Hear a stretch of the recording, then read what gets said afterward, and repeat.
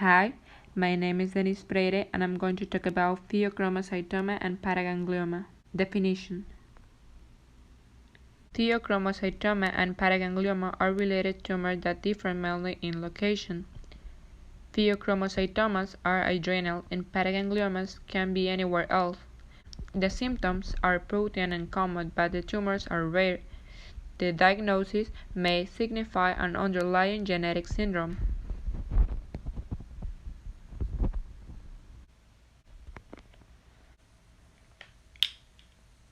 Paraganglioma, as the name implies, is a tumor of paraganglia. Well, paraganglia are cells that are located in various parts of the body. These cells are located in the middle ear, up against the inner ear, and also located in an area called the jugular bulb. And if I were to look back at the back part of this model, I would see that the sigmoid sinus, this is a major vein that drains blood from the brain and empties into a large channel called the jugular bulb. This also has the same sort of cells that we're talking about in the middle ear, the cells called paraganglia. Well, the purpose of these cells is really to detect oxygen and carbon dioxide levels in the bloodstream and get that information back to the brain. Well, for unknown reasons, mutations can occur within these paraganglia cells and causing tumor formation. Most and almost all paraganglia are usually benign. There is a malignant variety of paraganglioma, and it's just referred to as malignant paraganglioma that can metastasize, that can spread from the ear to lymph nodes regionally and throughout the body. So it's important to make the diagnosis. Typically, the diagnosis is made by an astute physician who encounters a patient who has pulsating tinnitus and hearing loss, and a conductive hearing loss. And when they look inside the ear canal under a microscope, they can visualize the tympanic membrane, and they can actually see the paraganglioma behind the eardrum. This is what we call a glomus tympanicum. These paragangliomas also have another name, and that is glomus tumors. So these glomus tumors that arise in the middle ear are called glomus tympanicum tumors.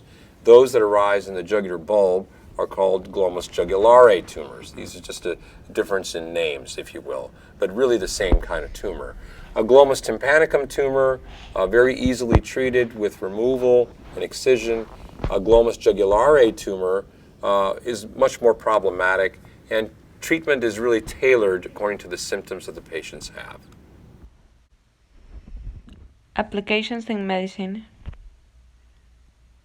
Pheochromocytoma and paraganglioma (PPGLs) are highly vascular neuroendocrine tumors that arise from chromaffin cells of the adrenal medulla or the neural crest progenitors located outside of the adrenal gland, respectively. These tumors are derived either from sympathetic tissue in adrenal or extra-adrenal abdominal locations, sympathetic PPGLs, or from parasympathetic tissue in the thorax or head and neck, parasympathetic PPGLs. Sympathetic PPGLs frequently produce considerable amount of catecholamines, and in approximately 80% of patients they are found in the adrenal medulla. Remaining 20% of these tumors are located outside of the adrenal gland, in the prevertebral and paravertebral sympathetic ganglia of the chest, abdomen, and pelvis. The diagnosis is based on documentation of catecholamine, accessed by biochemical testing, and localization of the tumor by imaging.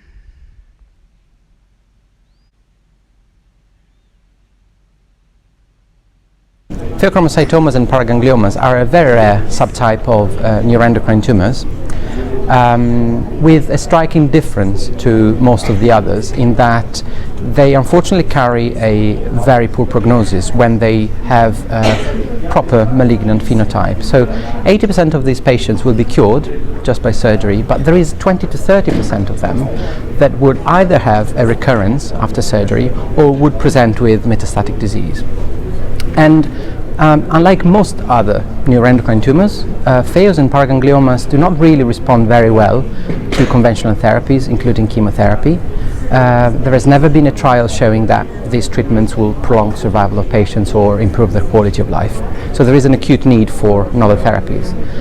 In terms of our own study, we wanted to look at the interplay between hypoxia and the regulation of PD ligands, which are two molecular mechanisms on which malignancies tend to rely on to progress further, knowing that actually PDL1 and PDL2 expression is an actionable driver of the immune response for which new therapies are available.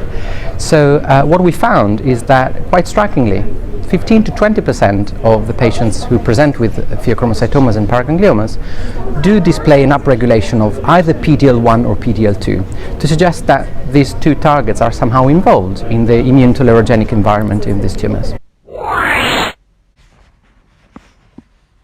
Pros and cons. Pros.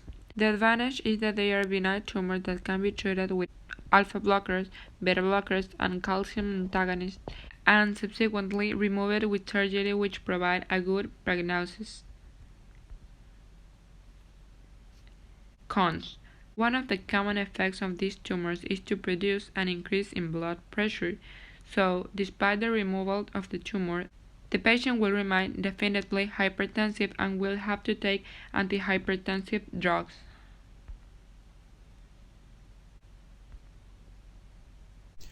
This is a great case for several reasons, and we'll discover those reasons as we go along. First of all, I think you can see that once again we are dealing with an adrenal gland. Please notice that the cortex is very, very nice, with a nice capsule and kind of glomeruloid little structures underneath the capsule, then little streaming fascicles underneath that, which is the majority of the cortex, and then kind of a reticulated pattern again towards the deeper layer. But in contrast, usually the cortex is really the greatest thickness and weight of the adrenal gland. In this case, it looks like the medulla is tremendously enlarged, and the opposite is true, represents the majority of the gland. This is the classic tumor of the adrenal medulla, called a pheochromocytoma. It is a beautiful tumor for many reasons. One reason is it's one of the rare causes of hypertension that can be diagnosed perfectly with a physiologic challenge test, and it also can be cured simply by taking it out if it's functional. It is even more of a true adrenal medulla tumor than a neuroblastoma. Another reason why this is really kind of an exciting tumor, as we kind of scan through it here, is that you can see there are some neurosecretory granules in some of these cells. You can also see that it is a very, very considerably vascular tumor. But the most exciting feature about pheochromocytomas, and from a pathologist's point of view, they're almost always benign. You know, I don't think I'll live long enough to see a case of a malignant pheochromocytoma. You hear about them. Maybe if you're lucky, you see one in your life. But the thing about pheos is that they can have extremely large, bizarre, irregular-looking nuclei and be totally benign. Some of the most bizarre, large, yucky, scary, malignant-looking cells I've ever seen were in benign pheochromocytomas. And for all practical purposes, let's just say they're all benign. Notice how extremely vascular the tumor is. And really, all of these are blood vessels. Here's blood vessels. Here's blood vessels. Like most endocrine organs, it's very vascular because endocrine glands go directly into the veins. I think that's all I want to say about a pheochromocytoma. It's an interesting tumor from everybody's point of view. And let's just go back and take an overall look at it again. It's a very, very, very nice tumor. Here's the cortex. All of this stuff here is the medulla. Here's a large blood vessel. Here are some large vascular spaces. And what do we have here? Do we have more vascular spaces or necrosis? Well, quite frankly, I think it's a little bit of necrosis. Pheochromocytoma. Thank you very much. Issue applied in Ecuador. This neuroendocrine neoplasia occurs in 3 out of 10 Ecuadorians. Therefore, it is considered relatively rare and it is treated with antihypertensive and surgery.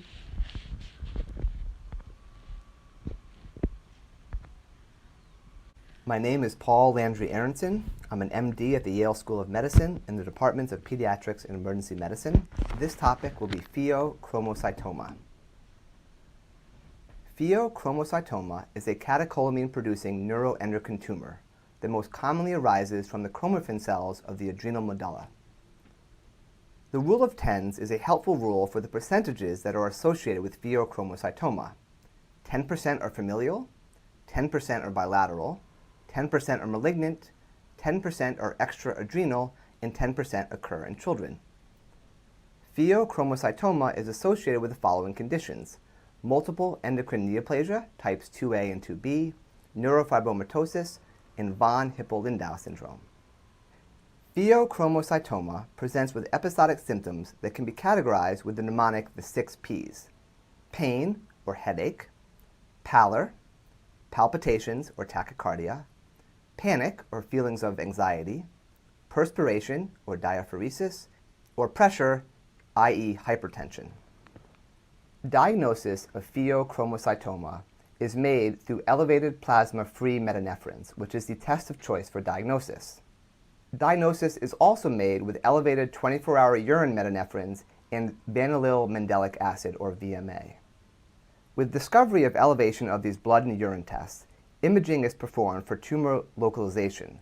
It may include CT scan, MRI, or MIBG scan, which is a nuclear medicine scan for tumor localization. Critically, biopsy of a suspected pheochromocytoma should not be performed, as this may precipitate a hypertensive crisis. For treatment of pheochromocytoma, an alpha-adrenergic blockade is given preoperatively, often with phenoxybenzamine. This is to reduce the associated severe hypertension. It is important to not give a beta blocker without first giving an alpha blocker, as giving a beta blocker first will result in unopposed alpha agonism in severe hypertensive crisis. Definitive treatment of pheochromocytoma is surgical resection, often an adrenalectomy.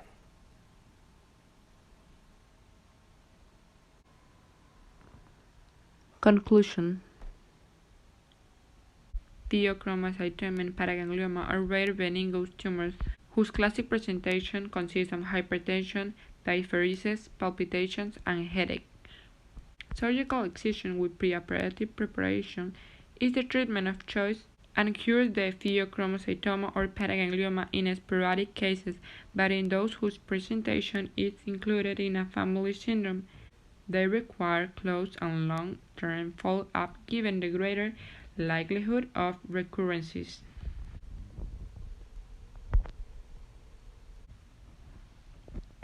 My name is Sky, and I represent as a patient advocate for pheochromocytoma, which is a neurogenetic tumor on your adrenaline gland, and it causes immediate heart attack, stroke, or death.